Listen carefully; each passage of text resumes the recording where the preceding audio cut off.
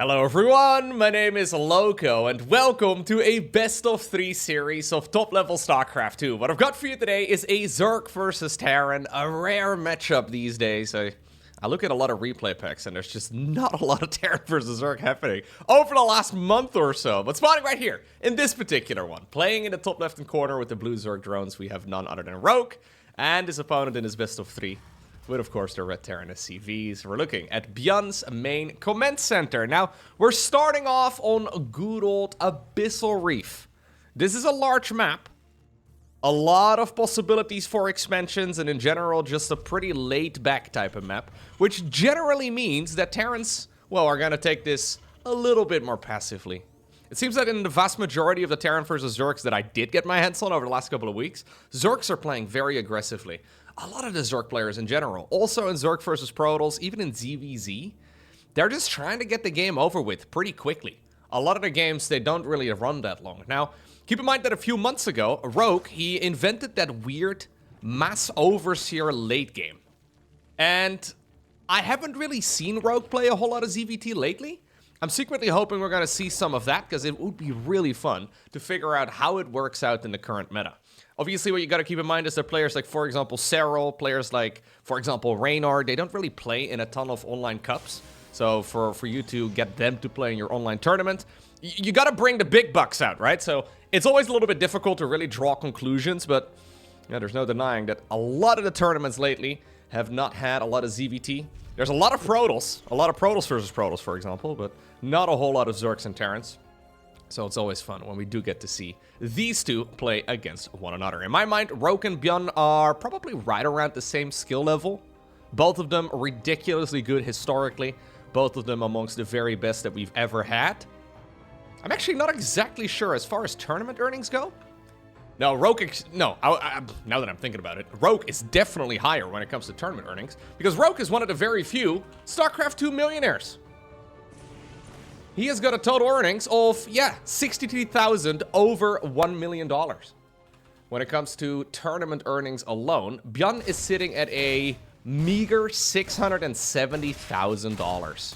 Wow. A little bit cringe there, ByuN.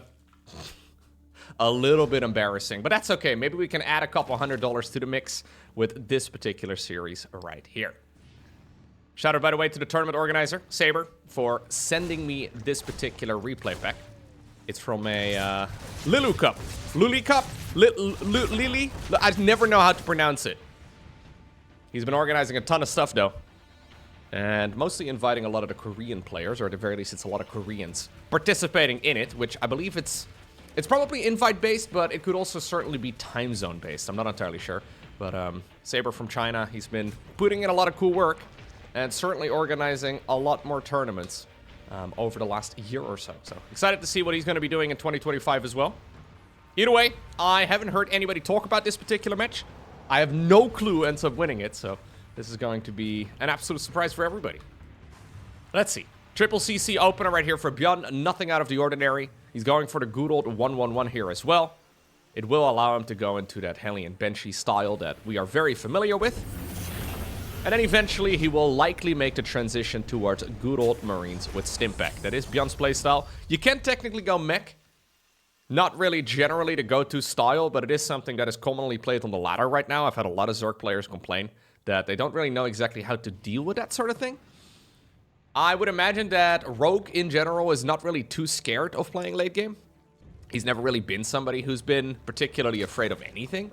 So at least not in his StarCraft games. He's always been, yeah, the very confident Zerg player that everybody kind of looks to for new strategies. So I can imagine that Rogue will be happy to play macro, so I'm not exactly sure how we're going to approach this. I can also imagine that if you do decide to go mech against somebody like Rogue, he will probably have some sort of answer for it. So far, though, this is a pretty passive approach from Rogue. So Rogue is going to wall himself in, for the most part. Just a little hole over here for the Queen. Nah. We're going to reposition that and actually make it a full wall. Yeah, he considered it for a second, but obviously if the Queen can stand in that position, then the Hellions can also slip through. This is a gasless start for Rogue as far as gas spending goes. So we don't have Zergling speed, we have a lair. We've got a handful of roaches coming up, but he has skipped link speed in its entirety. I'm wondering where these roaches are going to lead. Is this going to be muta play? In that case?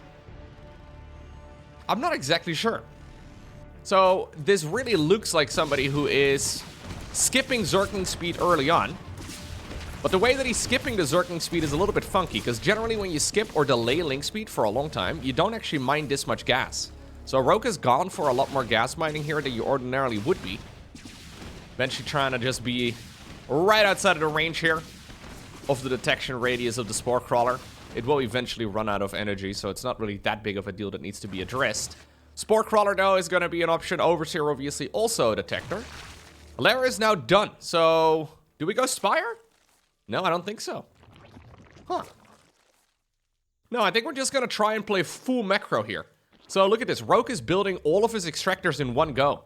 He's just been sitting on the absolute minimum amount of gas in the earlier stages of the game. But rather than pulling drones out of the gas geyser, he just has been accumulating some of it and hasn't really used it for much. Now, maybe he's going to pay the price for it, though, because he's got quite a bit of money in the bank, but just no tech.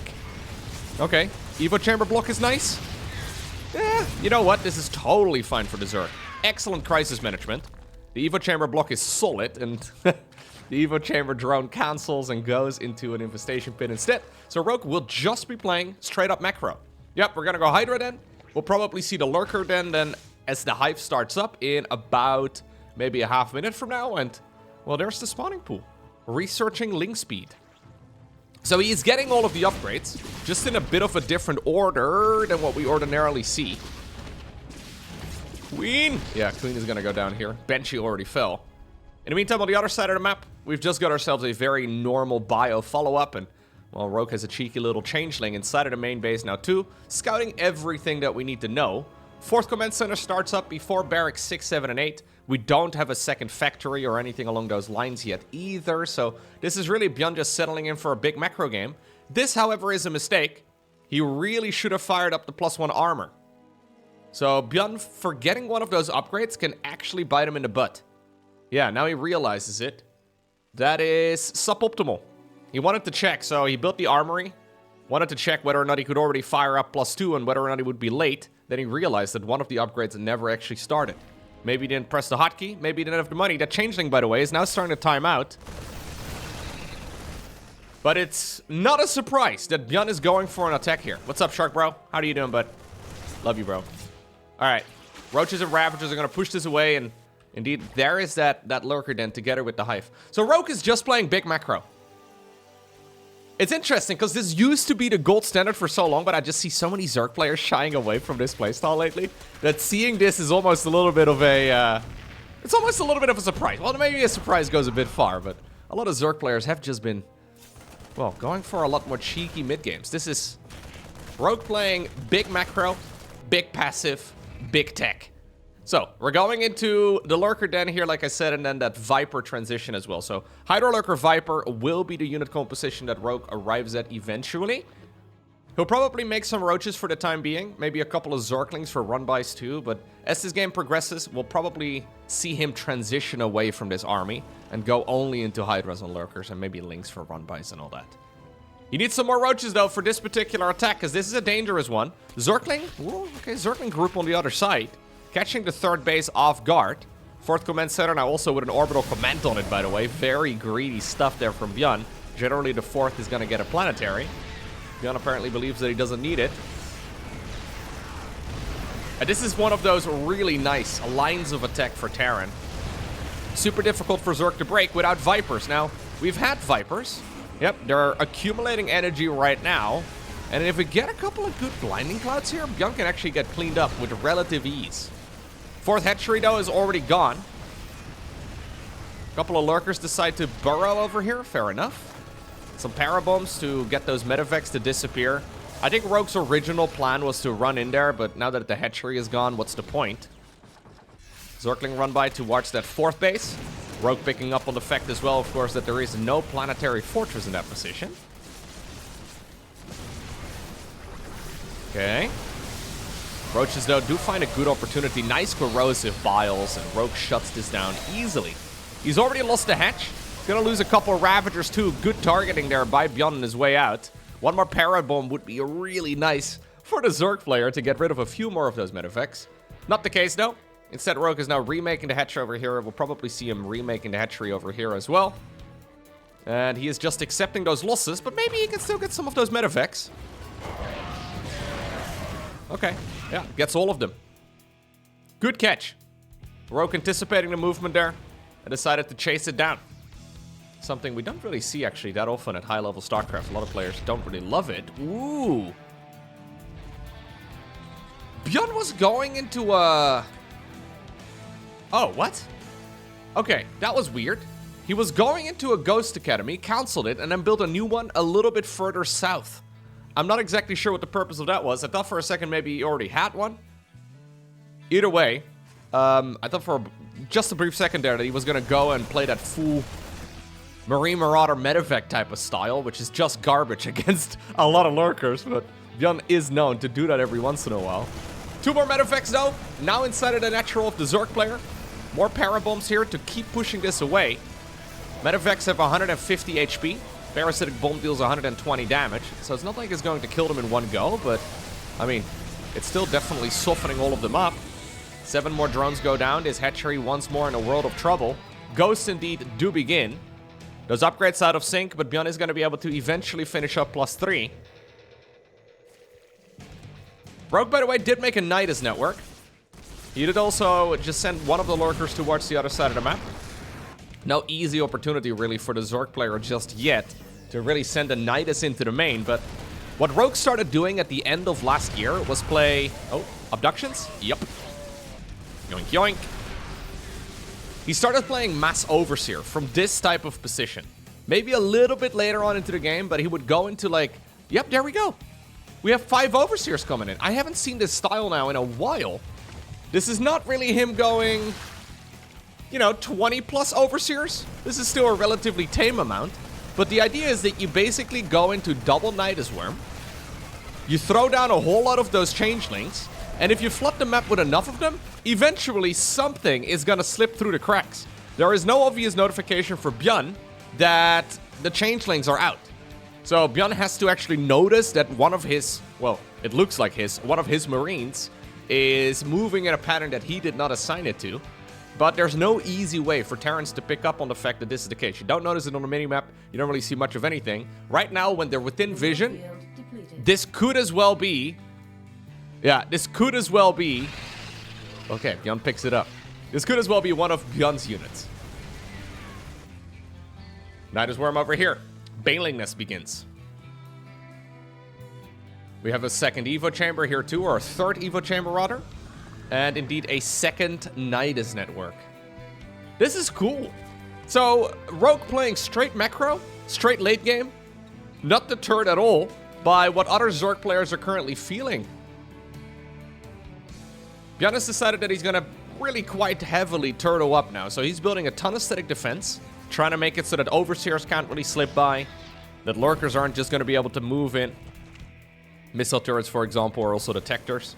Those sensor towers are obviously also very powerful. Problem here for ByuN, though, is that if he's going to sit here and, well, turtle up on this particular position, yes, he's not going to be able to take much damage, but also, how in the world is he ever going to take another expansion? I think if Rogue just decides to sit back, deny, not so much the expansions that are already up, maybe deny any future upcoming bases, when ByuN actually has to expose himself, like, I think that's not a bad approach. Either way, Fusion Core coming up. Second starport also coming up. Additional command centers, 3 of them, 4 of them. More missile turrets. We're going deep into the late game now. Spire also building here. Rogue has got all the money in the world. 17 Overlords, he's doing it again! He's doing it again! Ah, dude! Yeah. So he's making so many Overlords, and then he turns all of them into Overseers. And then when he floods the map with changelings, good luck sniping if there's, you know, if there's like 20 changelings, maybe 40 changelings going around. How in the world is ByuN gonna be able to make sure that he catches every single one of them? Now, one cute little move here is that we seemingly have had an EMP on Overseers. Not something I've ever highlighted in any StarCraft cast I've ever done. But EMPing Overseers is a solution. Bit of a strange one, but they are spellcasters after all. Yeah, Rogue is mostly just trying to contain his opponent now. It's a strange little contain here, because this is containing a very rich Terran. But he's in this for the long run, it seems. Triple Evo chamber, by the way, right now, too. So he's just upgrading everything. Additional factories coming up for ByuN, so he's not going to go into the Liberator mech so much. Although you may see some of that as well. It seems to me like he wants to go into Ghost mech. Additional CCs indeed coming up. 9 SCVs have gone down. Yeah, Rogue is oozing confidence here. Not really concerned about any of it. He's slow pushing right now with the amount of lurkers that he's got. There's the double Nydus inside of the main base. Terran units are desperately going to scramble on over here. More and more of those changelings get dropped onto the ground, and he's just going to send them forward. So far, though, well protected here by ByuN. Not really letting the Zerg player dictate the pace in the game and cause too much chaos. Lurkers also here now on the other side of the map, used defensively. This Zergling run by is lovely, though, for Zerg here. He's just going to be able to get a whole lot of those siege tanks. Although in the meantime, we have some ghosts here sniping some of the lurkers, too. That was not a bad fight at all for ByuN here. But he is going to get pushed away. Maybe he'll take up this hatchery. Oh, no. Not like that he won't. Alright, Advanced Ballistics is coming up. So we are, by the way, not going to go into mech, it seems. This is ByuN doubling down on the siege tank production. He's also... Look at this. He built a planetary right over here, protecting the high ground. So he's really not enjoying this very much. More and more of those changelings are going around the map. New command center is now being secured at the bottom. I believe that this is originally what ByuN was, well, not allowed to do by Rogue. There's all of those changelings, though. ByuN target firing him down with the planetary. More and more of the ghosts. Keep in mind that with this new patch, obviously, the ghost is one supply heavier. When you have this many SCVs, your army is actually not that big. ByuN's got all the infrastructure. And he's nicely positioned here out on the map, but he doesn't really have that big of an army. More and more static defense coming up. Another nice advantage of the mass overseer style is that you can just sort of flood the map. So it's really difficult for the Terran to see what's underneath. They can obviously zoom in and get some vision that way, but it's not easily handled. There is still a hit squad of Terran units, though, inside of the main base. And so far, Nydus Whack-A-Mole is going really well here for ByuN, who's now thinking about moving across the map once more. So many little changelings. They can even form a bit of a force field here. ByuN is getting just amazing trades. Yeah, extremely cost efficient here. So about 5,000 minerals more lost for the Zerg. About 3,000-ish more gas lost as well. So the trades are going quite well. And with a new base now acquired here for ByuN, I don't think this is by any means the end of the world. He's managing this very nicely. It's just that once the floodgates open, look at this! It's a changeling force field! A hit squad of Terran units has been sent towards the main base to try and shut down this Nydus worm before it actually gets going. But he put so many of the changelings on the ramp that he couldn't actually go in. Still good reaction speed there by ByuN. Realized it before it was too late. That could have been an absolute disaster. Using overseers and the changelings to prevent the Terran units from going into the main base is a very cool play. Still, though, ByuN has now arrived at that very scary army, and one that Zerg players have been struggling with across the board. This is a good force. More changelings going across. Even though originally this was Rogue containing ByuN, ByuN is playing an expertly well-played game. He's playing an expert... He's playing a great game. Let's just say it as it is, okay? He's playing an amazing game here. Staying alive, losing a bunch of troops. Oh, here go the Overseers again. Just cover the entire map, man. Overseers obviously don't cost any supply. As a matter of fact, they grant supply. So, if you flood the entire map with it, how in the world are you going to manage it? Once more. Oh, this time around, no reaction just yet by the Terran. He now sends one of the siege tanks in. Siege tanks are obviously, well upgraded at this phase in the game, and I believe that this Nydus is also not going to achieve much. But it's becoming very, very thin margins. Okay, ultimately, Rogue has been punished enough. He decides to tap out. He just can't sustain himself any longer. But that was an excellent game number 1. Really? We go to Neon Violet Square next. So if Rogue ends up winning this one, do we go to King's Cove for the final map? These guys are just playing the big boy maps. The most passive maps out there. Now, I'm not surprised to see ByuN playing it. I am surprised to see Rogue continuing down this line of thought. I mean, maybe he's got a different plan in mind for Neon Violet, but there's no denying that this is a very difficult map for Zerg as well, when Terran decides to just play passively, right? I mean, ultimately, ByuN did just a phenomenal job in that previous game, defending all the different types of aggression from Rogue.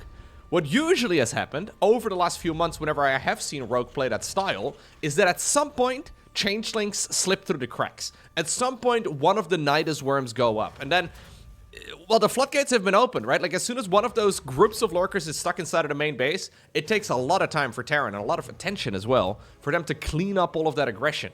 But the fact that ByuN just simply defended all of it, I mean, I say simply, certainly not an easy task, but he simply defended all of it.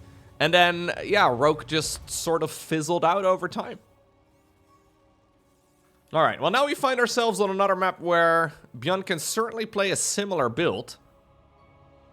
Rogue is not entirely convinced, though, that that is the style we will be seeing. He's actually scouting for proxy barracks right now. Obviously, ByuN is well known for going for cheesy little all-ins. Not the case this time around. ByuN loves to do it, especially when he's 1-0 up in a series. At that point, you have a little bit of wiggle room. Okay.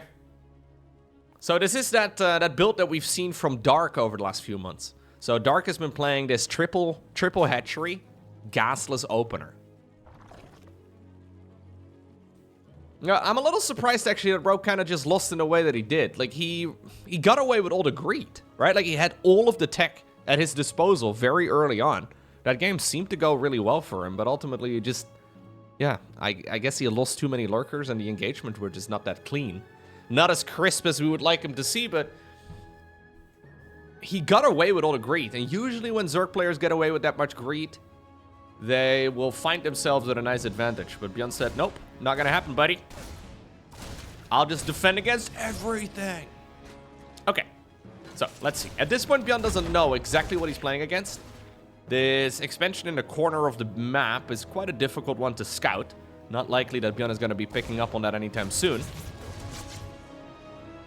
Question is, when do you go for any sort of gas? So Rogue is still entirely gasless. This is such a greedy build.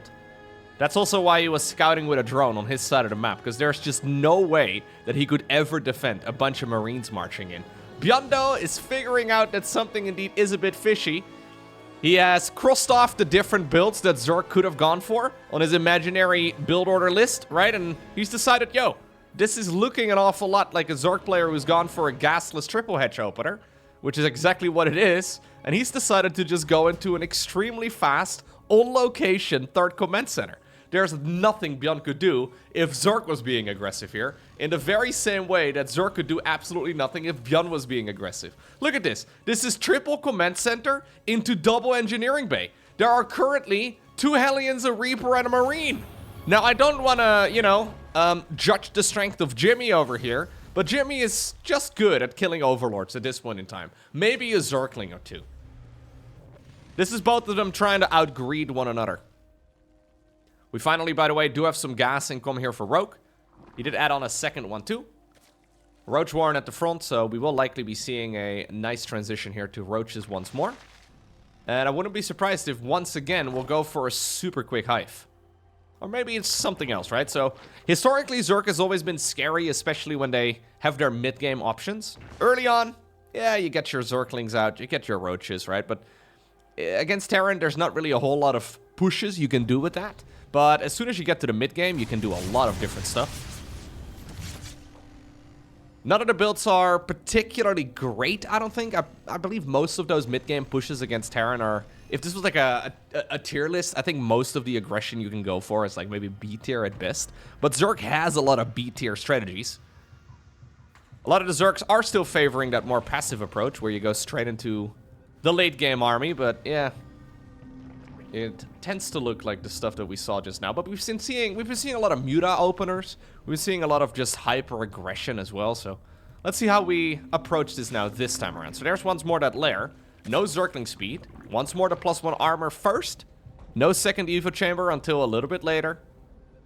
And in the meantime, ByuN is making the transition towards additional barracks. So that is barracks number 4 and 5. Wait, I say that. Where's the third barracks? Am I blind? Oh, it's my God.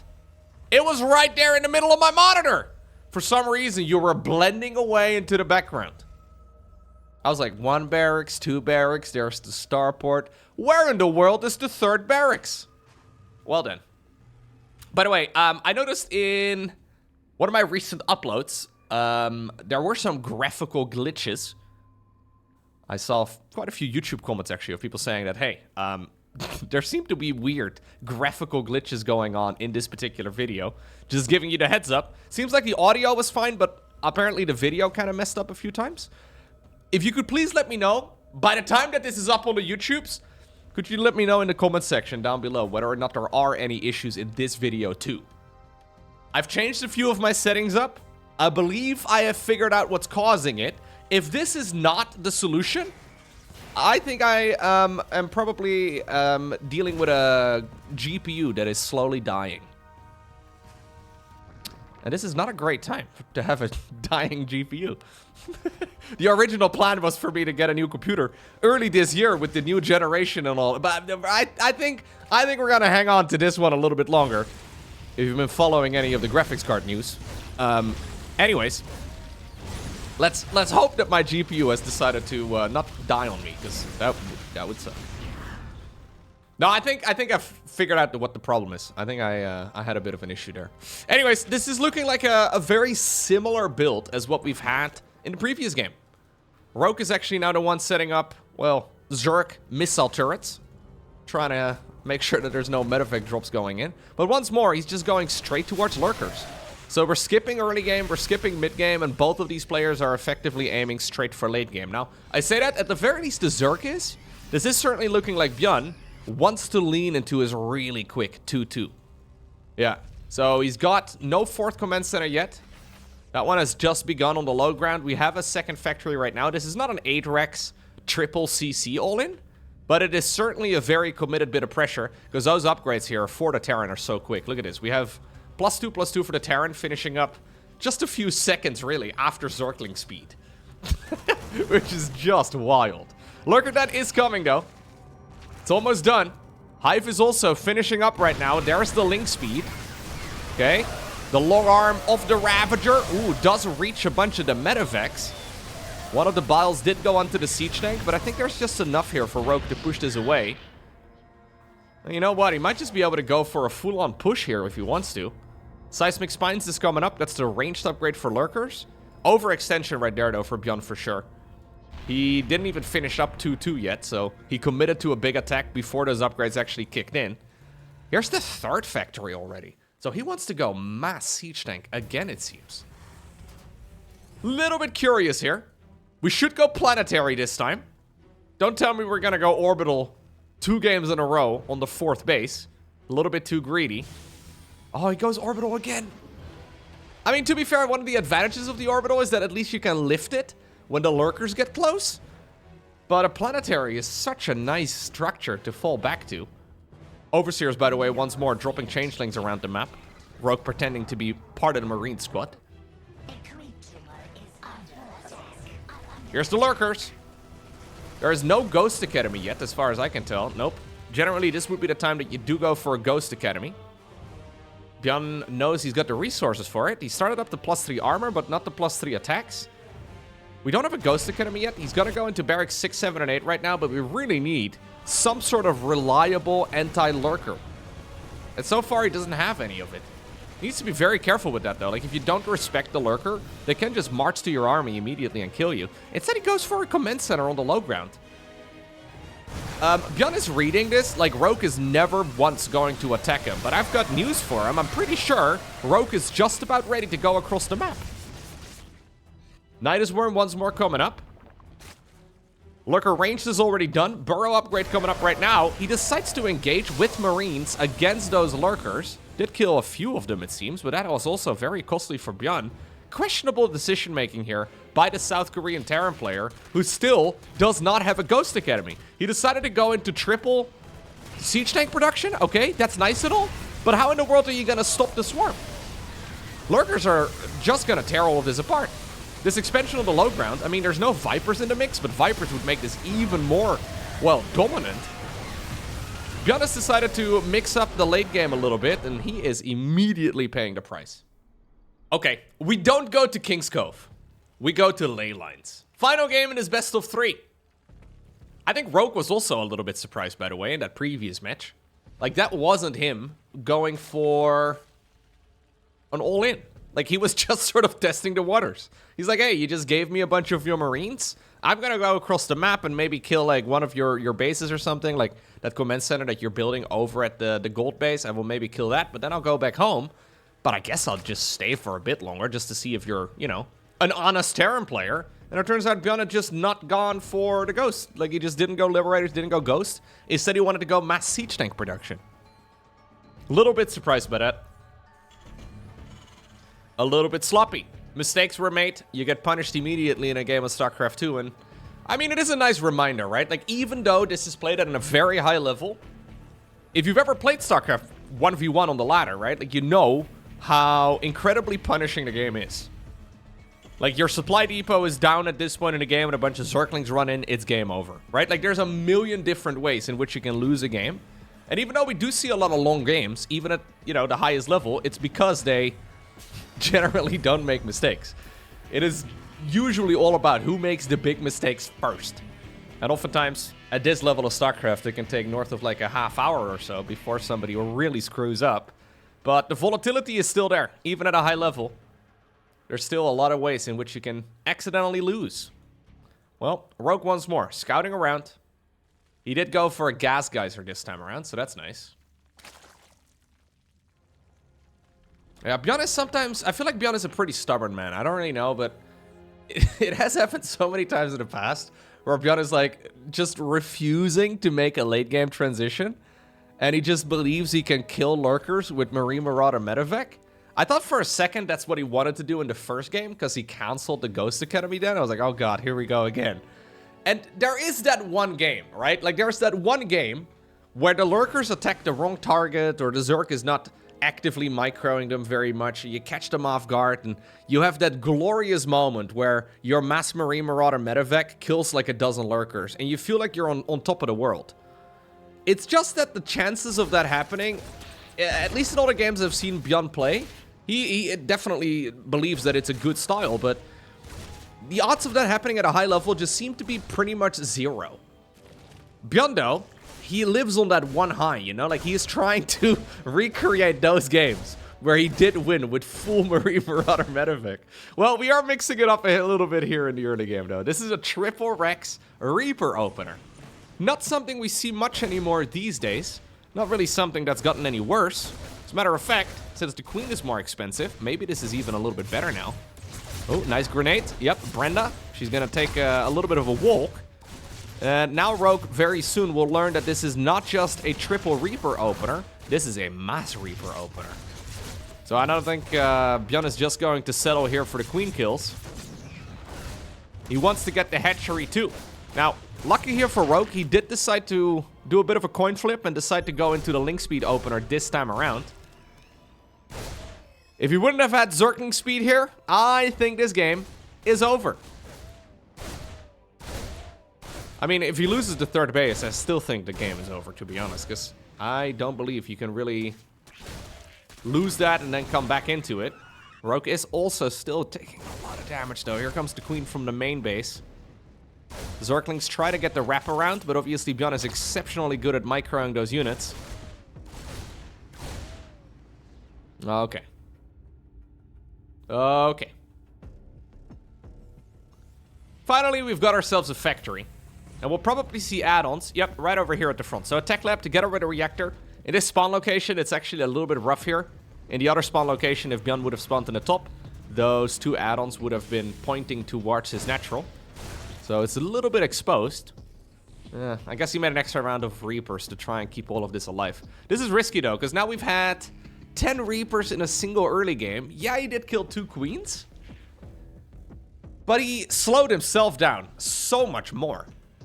Eventually, he should be able to get the stimp back, but look at the supply counts right now. It's not like Terran is in a particularly healthy position here. But then again, this is triple CC. Roke is not looking like he is planning on going for any sort of follow-up aggression. He's really just made Zerglings to not die. He did make a lot of them, to be fair. A lot of not die Zerglings. But he's going to be powering up the workers here for the next minute or two. And it'll be really difficult for ByuN to try and stay up to date with that. He's inviting the Zerglings to attack him behind the gas geyser. Problem here for ByuN, though, is that there's more links still on the low ground, too. And I believe that this is indeed going to be the end of the Reapers. Okay. So now what? How in the world do you now go ahead and take that third command center? I guess for now it can just be used to power up the SCVs. But this has certainly shifted the early game around a little bit.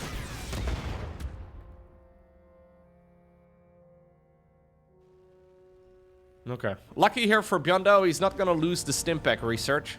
That would probably be the end of the game. Or at least something that would be very difficult to come back from. I have often wondered in these kind of scenarios, is it worth making a Baneling nest and then making like 6 Banelings or whatever and kill the tech lab? I think it's actually 5 Banelings for a tech lab, isn't it? I think it should be 5. Anyway, is it not worth it? We never see any Terran player do it, but or deal with it, I guess, but no Zergs generally go for it. But I've often wondered if it is worth it. Because we may very well see a Baneling nest here regardless. Although Roke is apparently favoring a lot of that Roach styles, at least in the early game. In this instance, I don't think that's the case. I think he wants to go armor into melee, and then probably a Hive together with a Baneling nest here eventually. Well, combat shields coming up on the back of it. +1 also here for the Terran. We should certainly see the +1 infantry attacks. The more important of the 2 upgrades. Don't forget about it, ByuN. You have so much money in the bank. Hello, can somebody go wake up ByuN? He's starting to make some mistakes. And it's hurting him, actively. He's so focused on trying to be the aggressor that he just, yeah, now he realized it. He forgot making one of his upgrades there for a while. At least he caught onto it eventually, but a little bit sloppy. Not the end of the world, but a little bit sloppy. So, Roaches are going to be skipped in their entirety this time around for the Zerg. Roke is just going full Ling Bane. Lair is significantly later than it was in the previous match. He does have a lot of Lings over here. He actually can deal a bunch of damage. There's really not that much Terran. If he sends all of the Zerglings across the map, I think this third base is actually in a world of trouble. It's only a handful of Marines. No sources of splash damage or anything just yet. Widowmines are coming, though. And that'll be the follow-up right here to round out this unit composition for ByuN. Still, this is just Zerglings. And Zerglings alone, without Banelings, have a really hard time against well-microed Marines. It's funny how ByuN can make such fundamental mistakes sometimes in his games. And then against that amount of Zerglings, he loses 1 Marine. And you're like, oh, okay.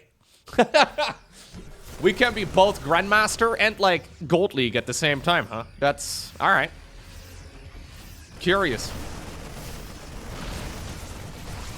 I think ByuN is just wanting... he's in one of those moods where he just wants to micro-bio units. Yeah. He loves microing Marines. It is worth noting, by the way, that ByuN plays in a lot of tournaments. He plays in a ton of stuff. So there's a very real chance that this is like his 17th series of the day. Well, maybe that's a little bit excessive. Maybe more like the 7th series of the day. You know, it's not like this is his very first match that he's playing. More than likely. Anyway, Hydra then coming up. Baneling Nest also here for Rogue now, researching that Baneling speed. Centrifugal hooks, and it's going to be Hydraling Bane. It's funny, it's such a common unit composition historically, but after all the roaches over the last few months, it's a little nice here to see just straight up Hydraling Bane. Good old Lings running around the map. Okay. A couple of Zerglings were still left over, but good defense here by ByuN.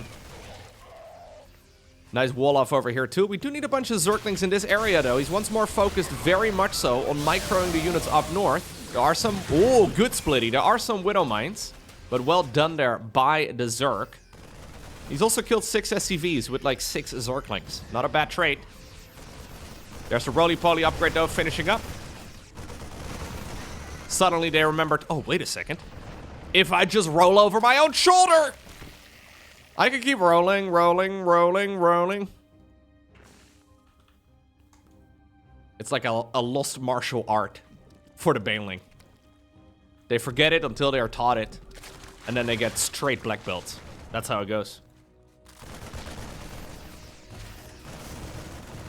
I've often noticed whenever ByuN plays this style, and I don't really know if it's true, but whenever ByuN goes into this Mass Marine Marauder Medevac style and he just plays full Ooga Booga Terran, he's pretty much always sitting at 69 SCVs. Now, I don't want to be a complete child and point this out, but I do think that it's pretty nice every single time I see it. Oh no, he starts up more now. It is common, though, for him to just sort of idle at 69, which, you know, good for him. You'll have to see it. So this is looking like an extended mid-game for both players. Marine Marauder Medevac Mine against Hydra Zergling Baneling. We will likely see 3-3. Yep. We will likely see a Hive as well. Maybe Adrenal Glands. But neither player with this much economy and this much aggression is really capable of teching up.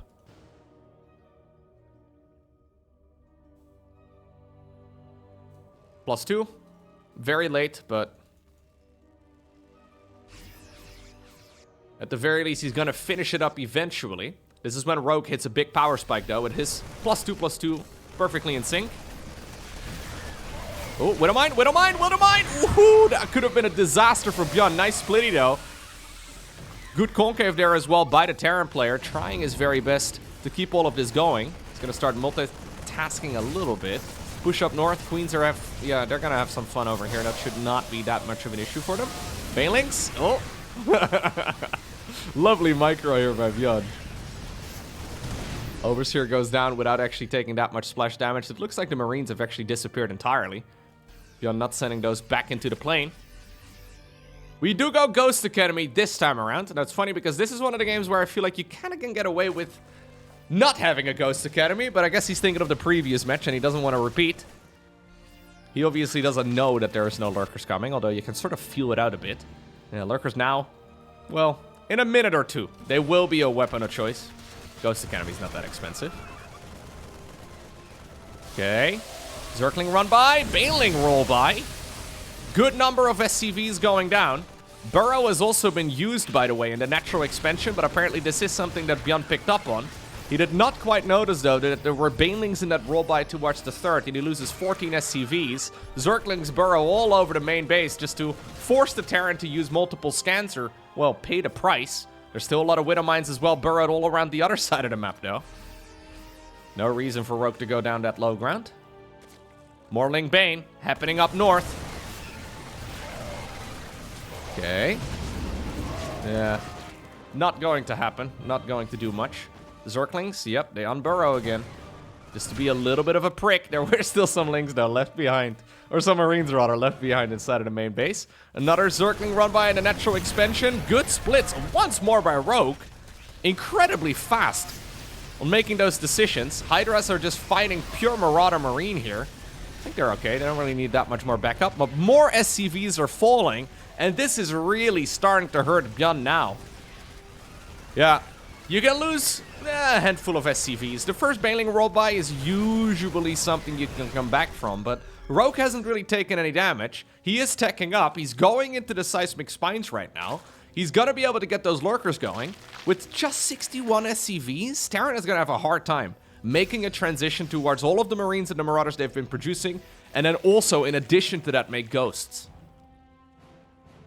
At this point, we have no Ghosts. Lurkers are going to be hard to counter with just Marine Marauder Medevac Mine, but ByuN has done it before, and I believe he's going to need to try. He is building up his worker count once again. Obviously, mules are still very powerful, and he does have quite a few command centers, although this time around it is a planetary on both the 4th and the 5th, so no longer transitioning towards additional orbitals here. Big Zergling flood. ByuN was setting himself up in such a way that he could maybe intercept this, but these are still fully upgraded links, so they hit pretty hard. Well, fully upgraded without all of the evolution chamber research. Good splits. More SCVs fall in the main base. And maybe even more importantly, ByuN is forced to go all the way back. He can't really look away because he knows he's in a world of trouble. Immediately, there's a new group of Zerglings, well, showing up to replace the ones that have just gone down. More links running over towards the third base. More Zerglings running on over towards the natural. There is still a bit of a Terran army over out on the map, but I don't believe they can really achieve much with the lurkers that can just burrow in key locations. Zerglings burrowed inside of the main base. Zerglings also in the natural killing ghosts. This is all falling apart here for ByuN. He still has a massive army though, and one that needs to be respected, but very soon I believe he needs to commit to an all-in. He's trying to recover economically. Lurker over here also being an absolute nuisance, and somehow, some way, Rogue is suddenly everywhere. ByuN is just getting overwhelmed here. Okay, if we can maybe just slow this game down a notch as Terran, this should be still manageable without needing to go all in. But Rogue is just gonna continuously flood. A lot more Marines and Marauders now set up inside of the main base though. And that was an easy cleanup. A very quick one too. Lurker over here being a nuisance. We do need another scan. Oh no. Do we not have scans? Oh no, this is awkward. There's still Zerglings everywhere. Yeah, he doesn't have energy right now for scans. So ByuN actually finally had enough energy once more accumulated. But this is starting to be a problem because there's still units burrowed all over the main base. Technically, you could go for a Raven here. And against this particular style, I don't hate the idea. But it is a bit of a clumsy transition for Terrans to make. Rogue knows it, though, that this is not a mass command center style yet.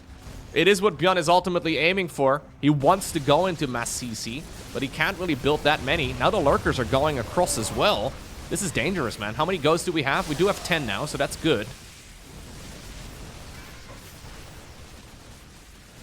Rogue has realized that there's a certain number of ghosts, so he has decided to just go pure Hydroling Bane right now on the back it is, reinforcing all of the lost units, well, by not adding on additional Lurkers. And against pure Ghost, Hydroling Bane is great. More Zerglings, by the way, dead on Burrow. Once more, bunch of SCVs go down. Okay. Well, ByuN still has the money to continue playing this game. My question is mostly, does he have the patience? Because he has now been putting out fires at home for the better part of like 7 minutes. Zerg is just constantly everywhere where he can possibly, well, even position his army, so... I actually have to say though, ByuN has been dealing with this base defense very nicely. This reminds me a lot of game number 1, where usually a Rogue at some point just gets denied, right? Like he just goes into the main base and Terran just can't really hold on anymore. ByuN just defended relentlessly against that style in the first game, and he's doing a very similar showcase over here too.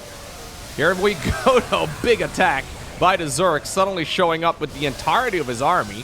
Really using the speed of all of those Zerg units to his advantage. Some of the Terran units try to go around the back. Few of the Medivacs are misrallied, and just like that, ByuN kept it together for such a long time. But just like that, Rogue came in when, well, ByuN least suspected it. And that is all he really needed. GG gets called, and it's indeed a Rogue who obtains the victory. 2-1.